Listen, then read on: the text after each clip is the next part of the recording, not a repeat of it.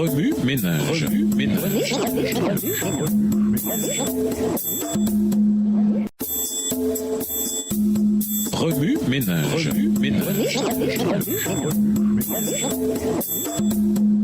Bienvenue dans votre émission. Remue ménage. Nous voilà à la leçon de mercredi. Truc pour vaincre le mal. Lisons Romains 12, verset 3. Romains 12, verset 3. Par la grâce qui m'a été donnée, je dis à chacun de vous de n'avoir pas de lui-même une trop haute opinion, mais de revêtir des sentiments modestes, selon la mesure de foi que Dieu a départie à chacun. L'une des leçons qui se dégage de Romains 12, verset 3, c'est l'humilité. Si nous sommes convaincus de nos péchés, nous serons humbles et notre cœur sera contrit.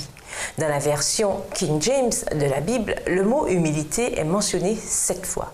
Les mots s'humilier et humilier sont mentionnés respectivement 56 et 25 fois. L'humilité exprime notre véritable évaluation en tant que chrétien, quelle que soit la position dans laquelle Dieu nous place. Humiliez-vous devant le Seigneur et il vous élèvera. Jérémie 4, verset 10, dans la version second 21. Que nous soyons au premier ou au dernier rang, ne nous complaisons pas dans l'exaltation de soi ou la notoriété.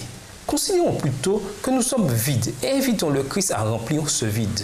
Dieu nous a dotés de différents talents et dons pour que nous les utilisions à la gloire de son nom.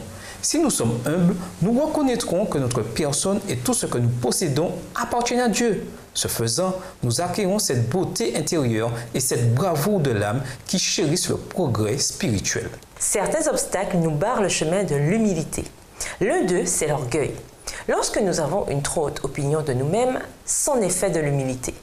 Nous nous mettons à croire que nous sommes au-dessus de tout et de tous. Dans un tel état d'esprit, il est facile de piétiner les droits des faibles et de porter atteinte à la paix. Les employeurs deviennent méprisants et les ouvriers arrogants. Nous nous méfions les uns des autres et devenons impitoyables. Bref, l'orgueil entrave notre développement spirituel et moral. Un autre obstacle à l'humilité, c'est la suffisance. La suffisance génère un environnement froid dans lequel rien de spirituel ne peut se développer. Celui qui est suffisant se sent capable de vaincre toutes les situations par lui-même, si bien que son cœur s'endurcit. Alors, comment nous revêtir d'humilité et réfléchir de façon équilibrée? Considérez les suggestions suivantes. Premièrement, méditez les promesses de Dieu.